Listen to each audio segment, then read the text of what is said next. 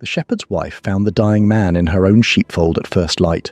He had crawled there bleeding, a stranger with a ball through his thigh, and below him on the gorse line his horse lay dead.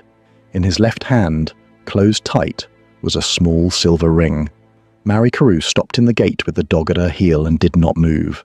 She had walked up the hill that morning the way she walked it every morning, before the light was fully grey, counting the breath in her own chest against the cold. 4 years she had walked this path. She knew its every stone. There had never been a man in her fold before. The man's coat was good cloth soaked dark from the hip down, and his face had gone as grey as the frost. She thought he was dead. Then his hand moved. The dog growled low, and she put her own hand down, flat on its head, and the sound stopped. She crossed the fold. Her sheep had drawn away to the far wall and stood watching, their breath smoking, and she stepped past them and knelt in the man's blood without thinking about her skirt. He was breathing, barely, a thread of it, in and out, with a catch each time as though the cold had got into the breath itself. "Can you hear me?" she said, in Welsh, and then again in English when his eyes did not open. His lips moved. No sound came. She put her hand to the wound and he made a sound then, a thin, broken sound, and she drew the soaked cloth back from his leg and saw the torn flesh and the dark welling, and knew the bull was still in him. She had seen sheep shot by careless men on the high ground. She had never seen it in a man. His eyes opened, grey, like the morning, and not seeing her. "Henry," he said. Just that. A name. Not her name. Not any name she knew. "Henry." "There is no Henry here," she said. "There is only me. Lie still." He did not lie still. He tried to rise, and the leg would not hold, and he went down again against the stone, and the ring fell from his hand and rang once on the frost and lay there, small and bright, between them. She picked it up. She did not know why. She closed it in her own fist and put her shoulder under his arm. "Stand," she said. "You will have to walk. I cannot carry you, and you cannot stay here. Stand up and walk." He stood. God knew how. He came up off the stone with his weight all on her, and his breath sawing at her ear, and the two of them went out through the gate together, 3 legs between them that would bear weight, and the dog circling, and the dead horse below them in the gorse with the frost already on its open eye. The cottage was 3/4 of a mile north and a mile above the village. She had walked it 10,000 times. She had never walked it slower. She got him onto the deal table in the kitchen end because the table was the only thing in the house long enough and high enough to work at, and because the bed was Bethan's, and the child was still asleep behind the chimney and did not need to wake to this. The fire was banked. She built it up. She put the big kettle on and the small one beside it, and while the water came, she cut his breeches away from the wound, with the lambing knife she kept clean and sharp on its nail by the door. The wound was bad. It was not the worst thing she had seen.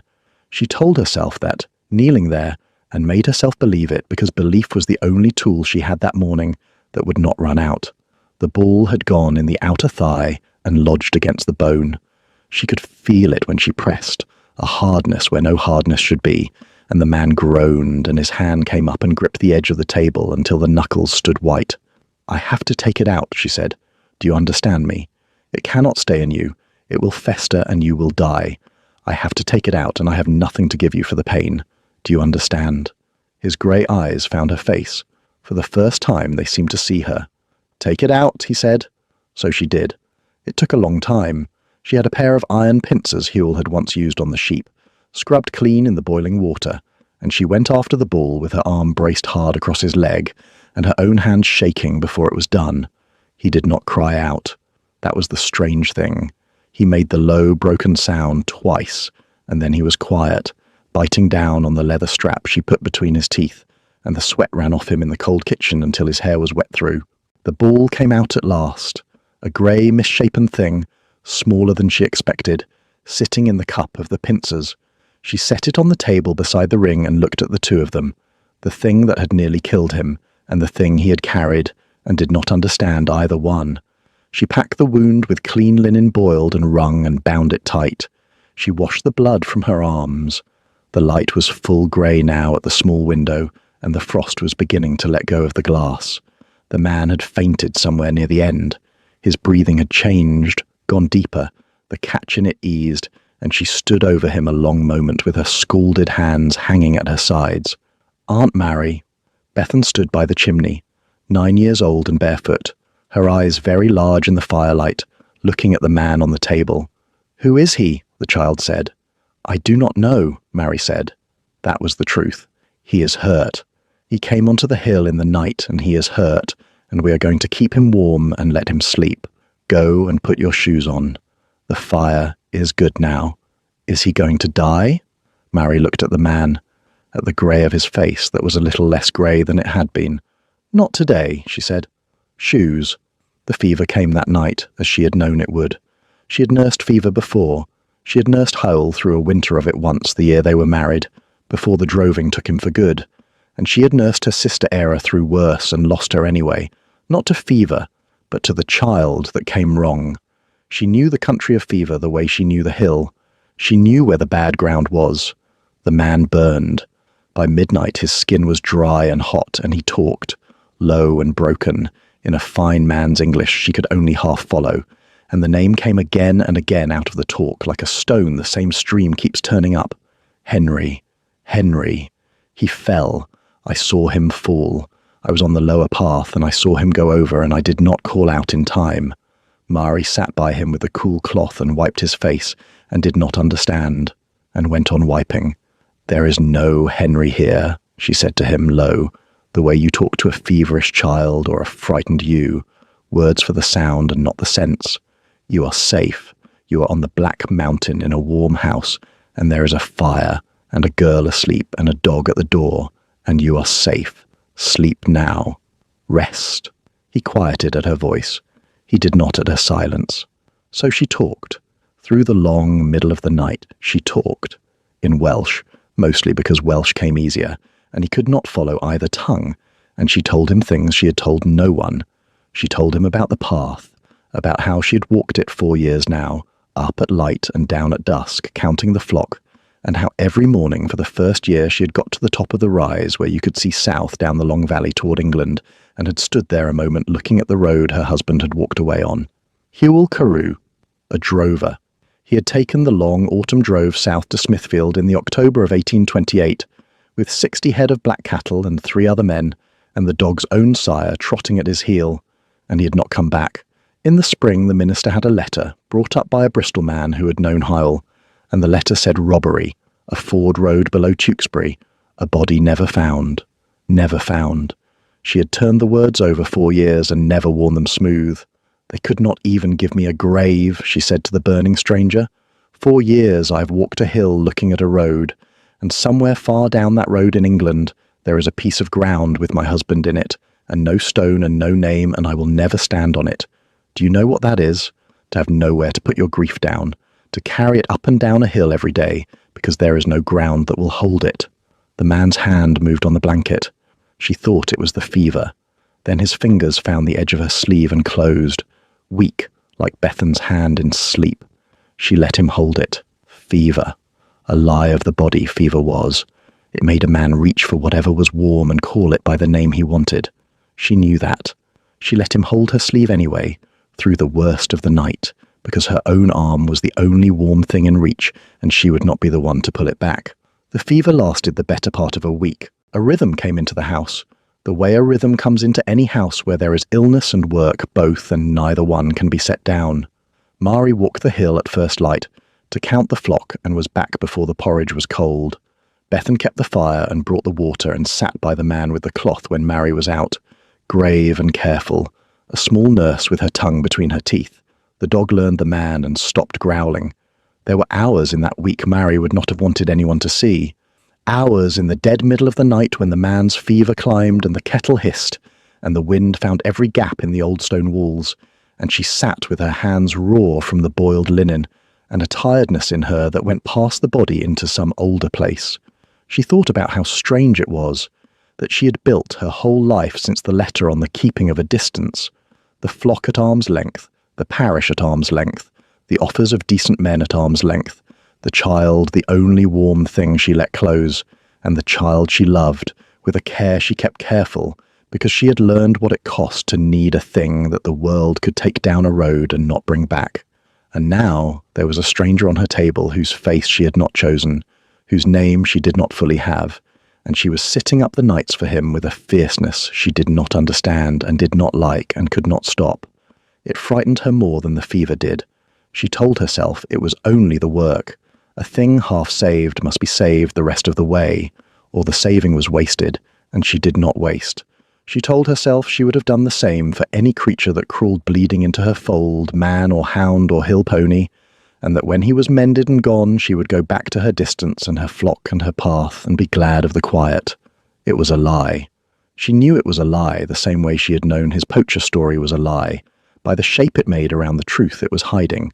But it was a useful lie that week, and she kept it the way you keep a fire banked, not for the warmth of it, but because letting it go out entirely was the thing she could not yet afford.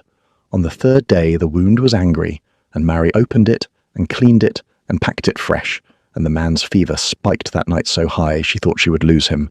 On the fourth day it broke. She knew the moment it broke. She had her hand on his chest, feeling the heat of him, and the heat let go all at once into a flood of sweat, and his breathing changed and went easy, and she sat back on the stool and put her own face in her scalded hands, and shook for a while, quietly, so as not to wake the child. When she took her hands away, his eyes were open and they were seeing her. Grey eyes, clear now, watching her with a tired, level attention that she felt go through her like the cold goes through a wall. "You have been weeping," he said. His voice was a ruin, but the words were a gentleman's, careful and plain. "I have not," she said. "You have." A pause while he gathered breath. "You walked the hill." It was such a strange thing to say. She did not know how he knew it. Perhaps he had heard her go out in the grey, the door and the dog, day after day through the fever. Perhaps it was only a thing a sick man says.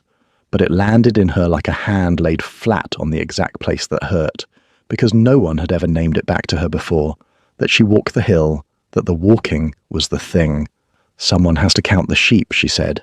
The ghost of something crossed his mouth, not a smile, the place a smile would go. "Where am I?" he said. "My house, on the black mountain above Landauxant. You were shot and left on the hill, and I found you in my sheepfold 5 days ago, with a ball in your leg and your horse dead below you." She watched his face. "Who shot you?" The watching went out of his eyes, a door closing. "Poachers," he said. "I disturbed poachers in the dark. They took fright." It was a lie. She knew it was a lie, the way she knew weather, the way she knew which ewe was going to be trouble at lambing before the ewe knew it herself.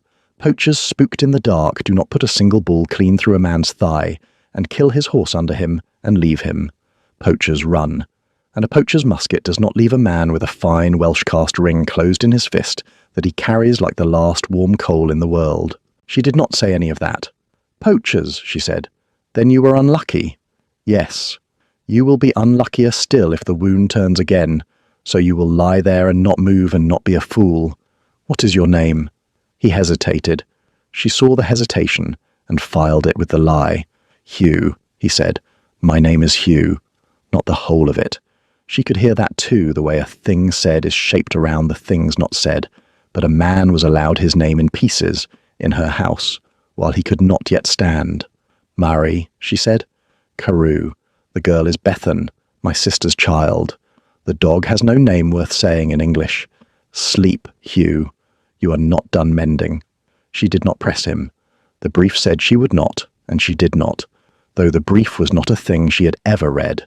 She pressed no wounded thing past what it could bear, man or beast, because pressing was how you lost them. But she watched. She watched his hands. They were a gentleman's hands, soft where work would have made them hard, but there was a band of harder skin across the right palm that came from a sword hilt or a rein held long and hard, and his nails were clean, and his cuffs, where she had cut them away, had been the kind of linen she had seen once in her life, at a distance, on a lord at the Landovery fair. She watched the ring. She had put it on the dresser by the Welsh Bible the first morning, and he had asked for it the moment he could speak clearly, asked for it sharp, with a fear in it, and she had given it to him, and he had closed it in his fist again, and something in him had eased. A man does not fear for a thing the way he feared for that ring unless the thing is grief made small enough to carry. She knew that fear. She had it herself. Hers was a walking stick in the corner by the door, Hywel's last gift to her, and she had never let anyone move it from that corner in 4 years. On the 4th night of his mending, the 8th night since the fold, the talking happened that she would remember the rest of her life. The child was asleep. The kettle was on for the morning. Mary sat by the hearth with her mending, and the man lay propped on the bench bed she had made him by the fire, and the silence in the house was the deep kind, the kind that asks to be filled. "You said a name," she said into the fire, not looking at him. "In the fever. You said it more than any other word. Henry." The man was quiet so long she thought he would not answer. "My brother," he said at last. "He fell. You said he fell. You said you saw him fall and did not call out in time." She heard him breathe, a long breath, drawn against something. "He was 23, Hugh said. I was 13. We were on this hill, these hills, this mountain, 8 years ago, an autumn morning, much like the one you found me on. He rode up to a high field on a horse that was too much for the ground, and I was below him on the lower path, and the horse came down at a place where the gorse hides the broken edge, and he went over." A pause. "I saw it. I was 13, and I saw my brother thrown, and I screamed, but the screaming did not reach him in time, and would not have changed it if it had. He was dead before I climbed to him. I held his head in the gorse until the men came." Mary had set down her mending. She did not remember doing it.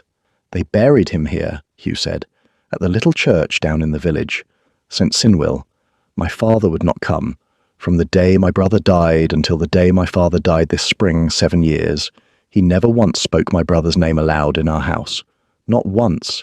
He let a son lie 8 winters in Welsh ground 150 miles from his own people because he could not make himself come back to the hill that took him, and he forbade the rest of us the name as though the name were the wound." "And you," Mary said, "what did you do?" "I learned not to say it. I was good at learning." The fire cracked. "I came back to say it. That is why I am on this hill. I came to buy the farm where he fell and to lift the stone at the church and to take my brother home at last and put him with his own and to say his name over the doing of it as many times as it wants saying, because my father would not and someone in this world ought to." The house was very quiet. Mary looked at him then, full, across the firelight, this stranger who had crawled into her fold half dead with grief made into a ring in his hand, and she understood him the way you understand a thing in your own language for the first time after hearing it long in a strange one. "I will tell you mine then," she said, "since you have told me yours." And she told him, Hewell, and the drove, and the road south, and the body never found. She told it plain, the way she had told it to him in the fever when he could not hear, except now he could. "You walked the hill looking at the road," he said, when she was done. "You told me. In the fever. I heard it the way you hear things under water. You walk it every morning. I do. For 4 years. For 4 years." He looked at the fire a while. Then he said, "Quiet. We are the same animal, you and I. We are both walking a hill toward a grave we cannot reach. Yours is on a road in England. Mine was here all along, and I let 7 years go by before I came for it." Mary did not answer that. There was no answer to it. It was simply true. It was the child who broke it. Bethan had not been asleep or had woken, and she came out from behind the chimney in her shift and stood between them in the firelight, and she said, in her careful child's English, looking at the man, "My mam saw your brother." Both of them went still. "Bethan," Mary said. "She did." The child was not to be stopped now. "My mam was Ira.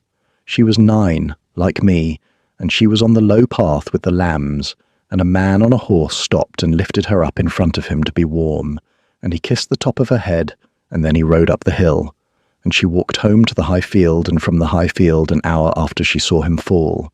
She told me. Every Sunday after chapel she took me to the place, and told me.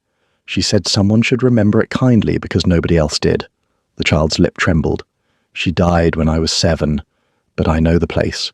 I could walk to it now in the dark. There is another ring there. She said there was a ring caught in the roots where his hand went and nobody ever found it, because nobody ever looked but us." Mary watched the man's face come apart and put itself back together. He looked at the ring in his own hand. He opened his fingers and held it out on his palm into the firelight so the child could see it. "Like this one," he said. His voice was not steady. "Was it like this one?" Bethan came closer and looked. "The same," she said. Exactly the same.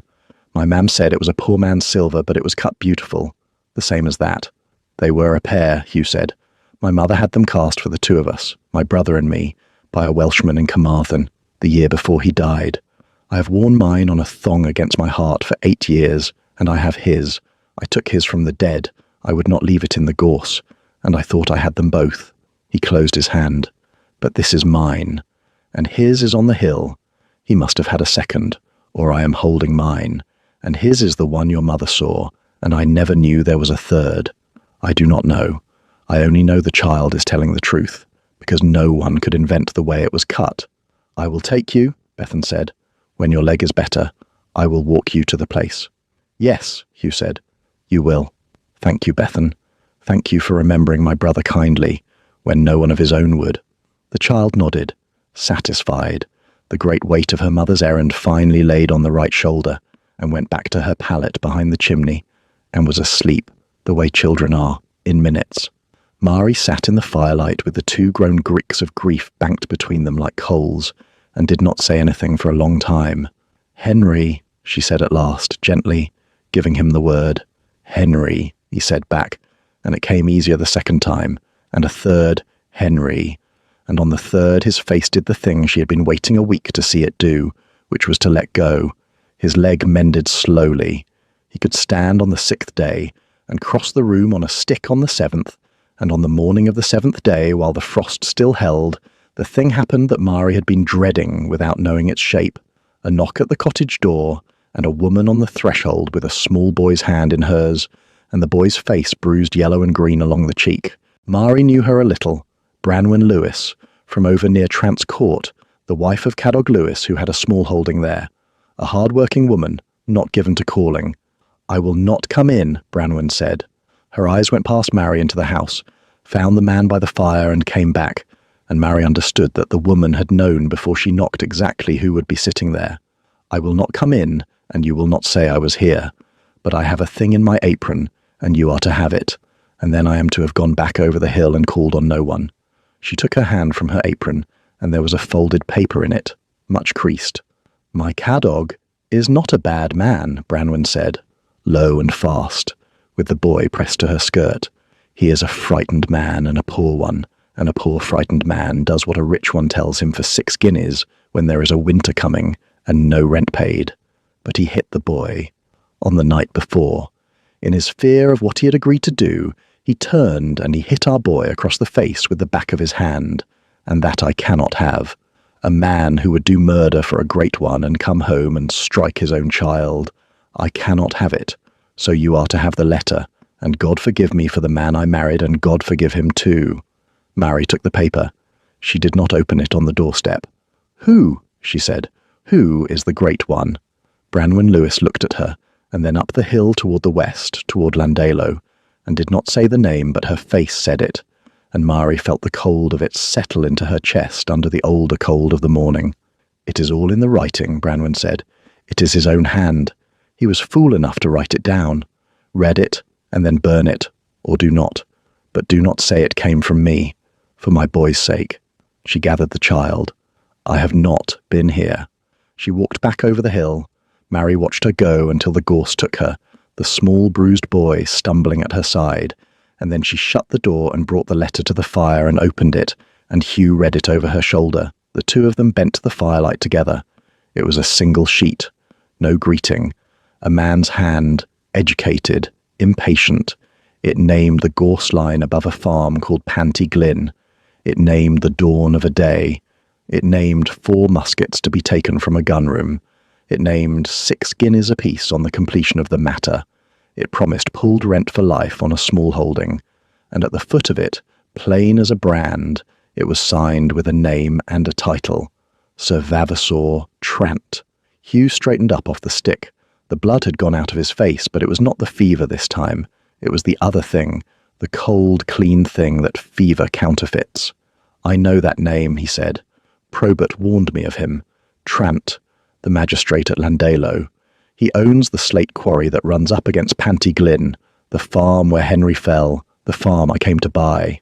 He spoke it out slow, fitting it together as he said it, like a man laying stones. His quarry is failing. There is one good cut of slate left in it, and it is not in his ground, it is in mine, in the farm. He cannot buy the farm in the open market, and he cannot afford to be seen to want it. So he meant to have it cheap at a forced sale, through a cousin, the moment the surveyor's valuation came in low and the estate let it go. His grey eyes came to her. And then I came, the one man living who his own mother named, in her own hand, as the man the farm must go to. The one man who would walk onto that ground and see the slate cut for himself, and understand in a heartbeat why a bankrupt baronet would want a Welsh sheep farm. So he paid 4 frightened men 6 guineas each to make me into a hunting accident on the hill where my brother died. And leave you for the cold to finish, Mary said, and leave me for the cold to finish. She looked at the letter in her hand, at the signature, at the careful, impatient, terrible hand of a man who had been so sure of himself that he had written it down. There is worse than you know, Hugh said quietly. Think on it. Trant is the magistrate, the senior magistrate of this whole parish. To everyone down the hill, I am a missing nobleman. My horse found dead, my blood on the gorse, my surveyor's gear scattered down the gully. And the man whose right it is to sign the order that says I am dead, presumed dead, drowned on the hill dead, so that the farm can begin to be sold, is the same man who tried to make me dead. He has only to wait a week, sign his own order, and take the slate under his cousin's name. And you, Marie. He stopped. You are the one person living who has seen me alive since the gorse line. You are the inconvenient one now. The fire ticked. Outside, the hill was white and silent. Then he will come here, Mary said. Yes. As a magistrate, with a right to come. Yes. She folded the letter very carefully along its old creases, and put it inside the cover of the Welsh Bible on the dresser, between the word and the board, where no man takes a thing without asking. Let him come, she said. He came at dusk the next day. Mary heard the carriage before she saw it, wheels on the frozen track where no carriage ever came, and she had time to send Bethan out to the byre with the dog, and to set the bar across the door of the back room where Hugh lay, before the knock came, 3 slow strokes of a stick on the wood, like a man who has never once in his life waited at a door. She opened it. Sir Vavasour Trant stood on her threshold, a big, handsome, ruined man of middle age, with a soft voice and small eyes that went past her into the house before they ever rested on her face. You are the Carew woman, he said, in English, the shepherd's widow. I am the shepherd's wife, Mary said. The small eyes came back to her, a flicker of something at the correction, and went past her again. I am Sir Vavasour Trant, the magistrate for this parish. I am making inquiry after a gentleman lost on the mountain some days since, a person of the highest quality, missing, his horse found dead. It is my duty to call at every house on these hills. You will let me look through yours. There is nothing in my house but my niece and my flock and myself, Mary said. But it is cold, and you have come a long way for your duty. Will you take tea? She said it in Welsh first, the offer of tea, knowing he would not follow it, and wanting to see him not follow it, and she watched the small eyes flatten with the small contempt of a man for a tongue he has decided is beneath him, and she had the measure of him then entirely. I do not take tea, Sir Vavasour said in English, in shepherds' cottages. Stand aside. I will look. Look then, she said, and stood aside. He looked. He went through the kitchen end with his lantern boy, lifting the lid of the meal chest with his stick, putting the stick into the dark of the box bed, and Mary stood by the dresser with her hand resting on the Welsh Bible, and her heart going like a hare's and her face like the hill. He came to the backroom door. He tried it. It was barred. What is in here? The store, Mary said. Seed and tools and the year's wool. It bars because the damp gets at the door and swells it. You have to put your shoulder to it in winter. Put your shoulder to it if you like. I cannot move it from this side. It was a thin lie, and she knew it was thin, and she stood with her hand on the Bible and waited to see if a baronet who had paid for murder would put his shoulder to a swollen door. And he looked at the door, and looked at her, and something in the way she stood, the stillness of her, the not caring, turned him. I have no quarrel with your wool, he said. Keep your store. He went to the door. On the threshold he turned, and the small eyes went over her once more, head to foot, the way a man prices a beast. "You live very alone up here, Carew woman," he said. "On the open hill. A woman alone is a frail thing in a hard winter. You would do well to have a friend in the parish, a man of standing, who could see that no harm came to you or to the child." A pause. "I am such a friend to those who are wise. Think on it." "I will think on it," Murray said. He went. The carriage turned with difficulty in the narrow track and went down the hill, the lantern swinging, and Mary stood in the open door until the light of it was gone into the dark, and then she shut the door and put the bar across and went and let Hugh out of the back room, and the two of them looked at each other and neither one said anything because there was nothing yet to say. He had not found them. That was all. He had not found them today. He would come again. He came again on the second day after, and this time he did not come alone, and this time he came with the law in his hand. The parish constable was with him. Traherne, a decent enough man from Landovery, who did not know yet what he was a part of, and Sir Vavasour had a paper, and the paper was a warrant, signed by himself, to search the cottage of Mary Carew on suspicion of the harbouring of a fugitive person of the parish. Mary saw them come up the White Hill from a long way off, and she had time, but not much. She did not send Hugh to the back room this time. The back room would not hold against a warrant and a constable. Instead, she did a thing she had decided on in the night. Lying awake, listening to the wind, she made ready to meet it at the door with the truth in her hand, because the truth was the only wall she had left that Trant could not climb. And then, as the two men came up through the gorse, a third figure came over the shoulder of the hill from the west, half running, a woman with her shawl flying and something held in the cup of her apron, and Mary's heart turned over because she knew the figure. Branwen Lewis, the small bruised boy stumbling behind her. They all reached the cottage gate within a minute of each other, the magistrate and the constable from below, the smallholder's wife from the west, and Mary opened her door and stood in it, and behind her in the kitchen Hugh got up off the bench and stood, on his stick, in plain sight, alive. Sir Vavasour saw him through the open door and stopped as though he had struck the wall of the house. For one moment the careful, soft-voiced face was nothing but a dead man's face looking at a dead man, all the colour gone, the small eyes wide and white-rimmed. Then he gathered himself. Mary watched him do it, watched the magistrate's robe of manner come down over the murderer, and it was the most frightening thing she had ever seen, that a man could do that fast. "Constable," Sir Vavasour said, "here is the fugitive. Here is the man missing from the parish, harboured these many days by this woman without report, against her plain duty. Take him. Take them both." "I am no fugitive," Hugh said, from inside, plainly, on his stick. "I am Hugh Lansdale, 8th Duke of Carwin, and I was shot on the gorse line above Pantyglyn at dawn on the 17th of November by 4 men with muskets, and left for the cold, and this woman pulled me from her own sheepfold half dead, and has kept me alive at the risk of her life. Constable, look at my leg if you doubt the shot, and then ask Sir Vavasour Trant where he was on the 17th, and where his gun-room muskets were, and what his hand was doing on the 15th. "He is raving," Sir Vavasour said. "Fever. Constable." "It is no fever," Branwen Lewis said. She had come up to the gate. She stood there with the boy against her and her chest heaving from the hill, and she put her hand into her apron, and she held out the folded paper, not the one she had given Mary saw, a second one, or the same kind, his hand, his sign, and her voice when it came was loud and cracked and carried clear across the frozen yard. "It is no fever, and that man is no fugitive, and I am Branwen, wife to Cadog Lewis, and here in this paper is Sir Vavasour Trant's own writing in his own hand, telling my husband and 3 other men where to stand, and when to fire, and what they would be paid for the murder of a duke. 6 guineas. He wrote it down, and my husband took the money and came home and struck our son in his fear. And look at the boy's face, look at it, and ask yourselves what kind of a great man pays poor men to do his killing, and then is not even man enough to be feared by his own conscience. Constable Traherne, you know me. Read it." The constable took the paper. He read it.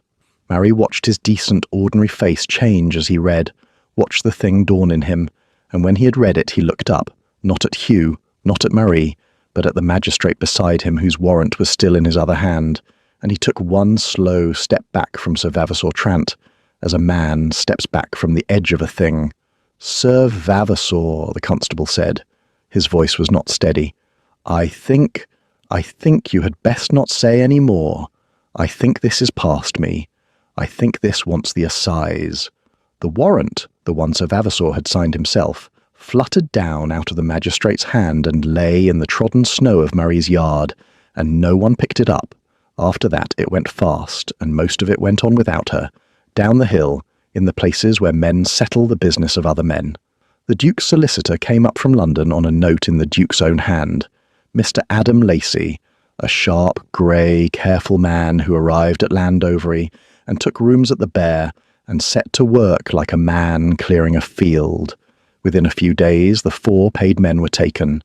Cadog Lewis gave his deposition to the constable, every line of it, the 4 men and the 6 guineas and the muskets and the dawn and the order to leave the Duke for the cold. The other 3 were taken on his word, and the cousin, the bankrupt cousin in Landovery, Mr. Glanmore, who was to have bought the farm cheap, when Mr. Lacey laid the whole ruin in front of him and offered him clemency for the truth, he turned and gave up the partnership agreement of 2 years before in Trant's own hand, naming the farm and the slate cut and the price they meant to steal it at. And there was the apothecary's book at Landovery, where Trant had been fool enough to buy 2 pounds of powder and 4 pounds of shot in the first week of November, signed for, in his own hand, far more than any sporting man could explain. The man had written everything down. That was the strange truth of him, Mary thought, when Hugh told her each new piece of it by the fire of an evening. A man so certain of his own greatness that it had never once occurred to him that the small, frightened people around him could read. But there was one piece that was not done by lawyers, and it was hers and the child's. On a clear, cold morning, when Hugh could ride a little if he was helped up, Bethan led them to the place. She walked ahead the child, up the long hill to the west to Panty Glyn and the gorse line above it, sure-footed as a goat, turning back now and then to see that the slow Duke and the old surveyor Mr. Probert were keeping up, and Mary kept beside Hugh and steadied him on the steep ground. It was the same hill. Mary understood that fully for the first time as they climbed, that the farm where Henry Lansdale had died, and the high ground where she walked her own flock, and the road far to the south where her own husband lay in unmarked ground, were all one hill, one long body of land that took men away and did not give them back, and that the 3 of them climbing it were all, in their different ways, walking it for the dead. Bethan stopped at a place in the gorse where the broken edge was, where you could see how a horse might come down at it if the rider did not know. "Here," she said. "My mam said here." "The roots," she said. His hand went into the roots. Hugh got down off the surveyor's arm and knelt, his bad legs straight out behind him, and put his hand into the cold tangle of gorse root at the broken edge, feeling. His face turned away, and Mary held her breath, and the child held hers, and the old surveyor took off his hat without seeming to know he had done it. Hugh's hand stopped. His shoulders changed. He drew his hand out of the roots, and in his fingers, black with 8 years of earth, was the ring. He cleaned it on his sleeve, slowly, and held it in his open palm beside the one from the thong at his neck, the pair of them side by side in the cold light, identical, a poor man's silver cut, beautiful by a Carmarthen Welshman the year before the elder brother died. "Henry," he said. He did not weep. Mary thought he was past the place where weeping lived, but he knelt there a long time in the gorse with his brother's ring in his hand and his brother's grave waiting down in the village, and at last he said, not to her, to the hill, "I will take you home. I am sorry it was 8 years. I will take you home." Bethan came and stood by him and put her small hand on his shoulder, the way her mother might have done, the woman who had been kissed on the head on this hill by a young man an hour before he died, and had carried it her whole short life, and given it to her daughter to carry on. "My mam will be glad," the child said simply. She did not like him being up here alone. It was Hugh who first spoke the marriage, and he spoke it not as a lover, but as a man laying out the only road across a flooded ford.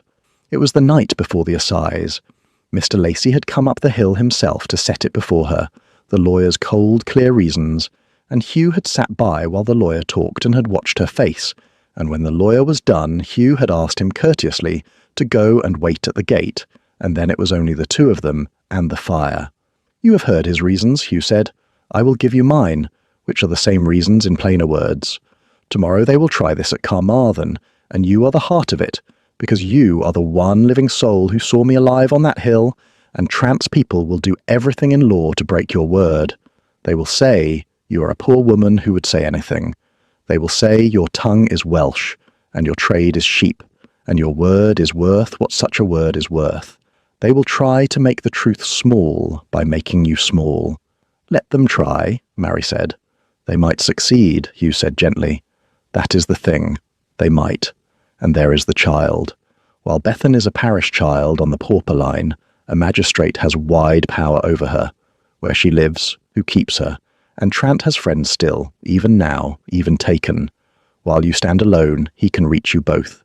And if I do not stand alone, as Duchess of Carwin, Hugh said, your word cannot be made small on the grounds of your trade or your tongue. As Duchess of Carwin, you bring Bethan under your own standing and lift her off the parish line for good, out of any magistrate's reach forever. And the settlement of the dukedom closes the door on the farm, on Pantyglyn, on the slate, on every contingent thing that Trant or any cousin of his could ever raise against it again. It ends it, all of it, in one stroke tomorrow morning, in the chapel, before we ever walk into the court. Mary looked at the fire a long while. You are asking me to marry you, she said, for the law. I'm asking you to marry me for the law, Hugh said. Yes. Tonight, I will ask you only for that, because that is what tomorrow needs, and I will not dress it as more and have you think I am taking advantage of a debt. You saved my life. I will not pay that back by trapping you in a feeling you did not ask for. So I ask you plainly, for the law and for the child, and you may answer it plainly. Mary thought about the hill she had walked 4 years, about the path and the road and the grave she could not reach, about the small bruised boy and the bar across the door, and the small eyes pricing her at her own threshold, about the man across the fire who had named her walking back to her on the morning his fever broke. You walked the hill, the only person in 4 years who had seen the thing for what it was. For the law, then, she said. And the child? Yes. Thank you, Hugh said. And that was all that was said that night. But when he had gone out to send the lawyer home, Mary sat by the fire a while longer, and she found she was not thinking about the law at all. They were married in the small chapel of St. Kynwyl at Llandewsant at 7:02 on the morning of the assize, in the grey before full light, by the old vicar Mr. Lewid, who had buried Henry Lansdale 8 winters before and kept his grave ever since. Mary wore her best black, which was her only black, and Hywel's, no.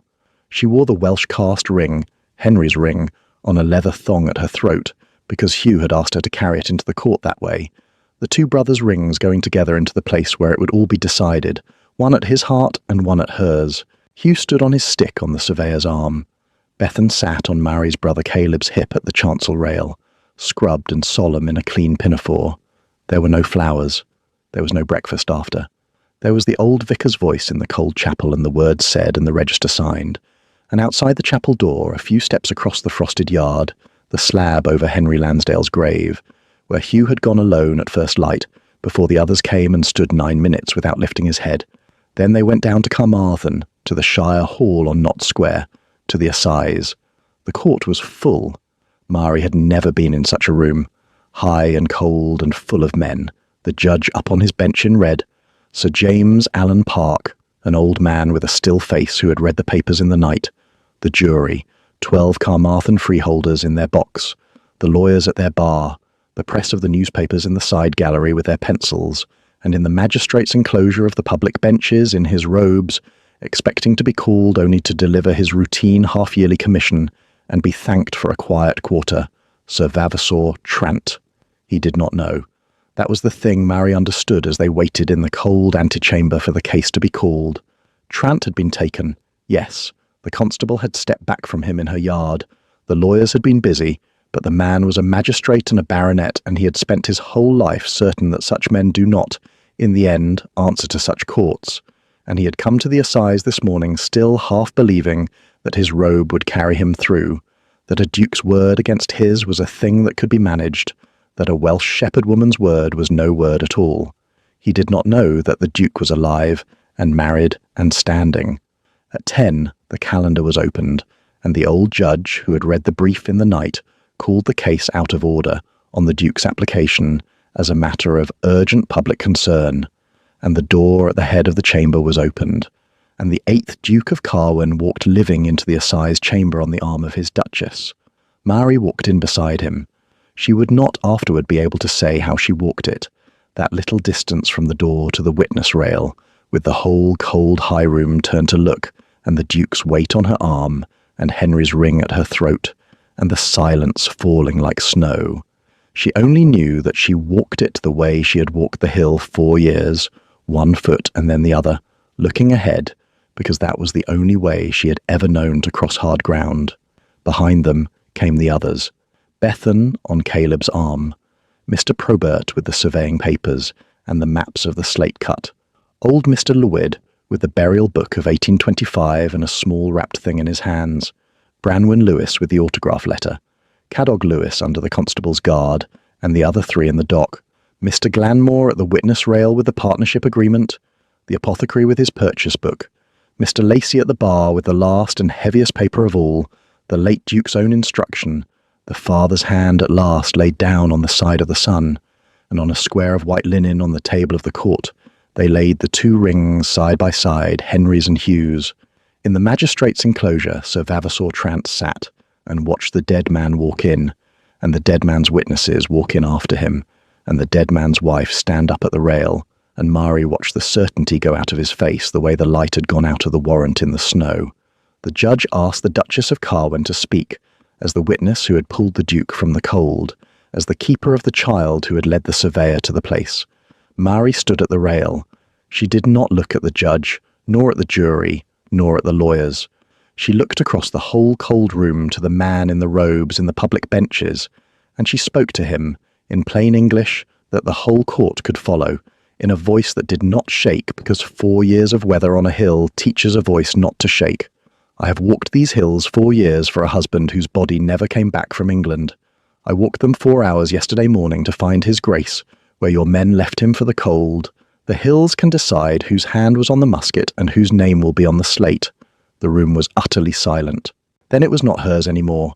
Then it belonged to the papers and the lawyers and the law, and they did the rest. The letter was read. The purchase book was opened on the table. Mr. Glanmore gave his evidence, and the partnership agreement was read out. The farm named, the slate cut named, the stolen price named. Cadog Lewis gave his, and the other 3 theirs.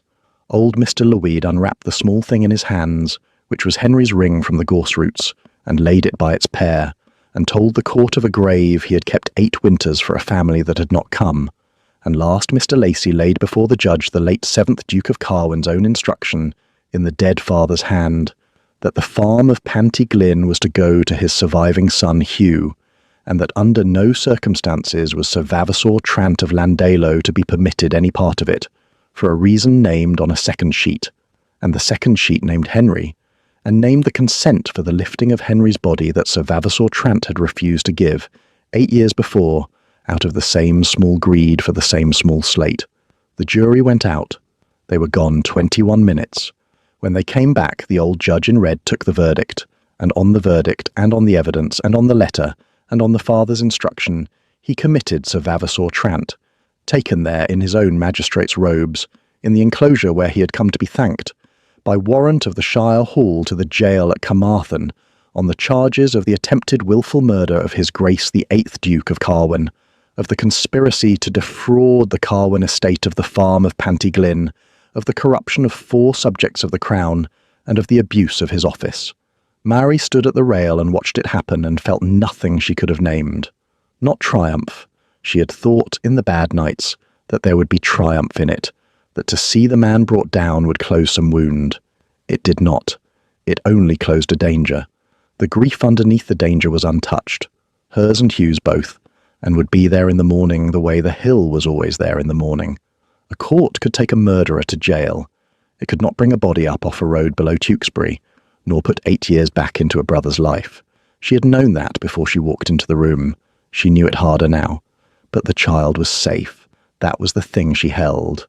Whatever else the law could not do, it had lifted Bethan off the parish line for good, out of any small, greedy man's reach forever, and that was worth the whole cold morning and more.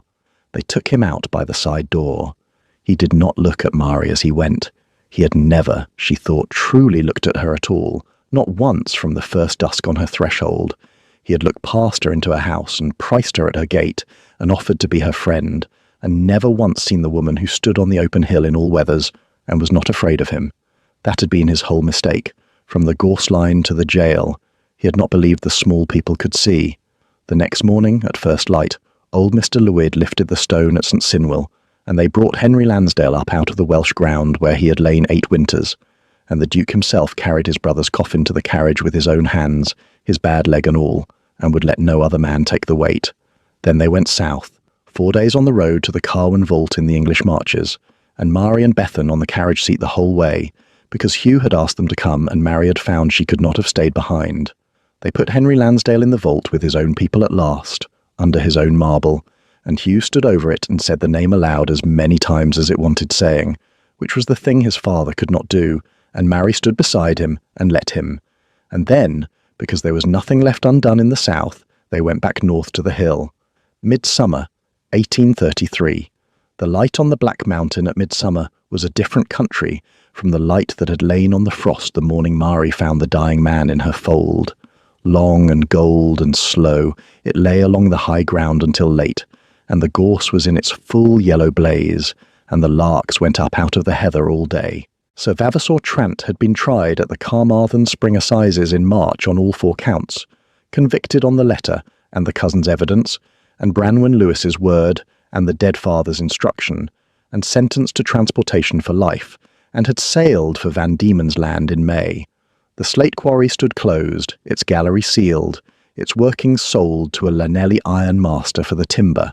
The farm of Panty Glyn, the Carwyn estate, had bought at the open and honest valuation old Mr. Probert set, and it was a working sheep farm again now, on Mary's own instruction, stocked with the Cobb Mountain breed that had been Howell's own flock line, restored to its hill.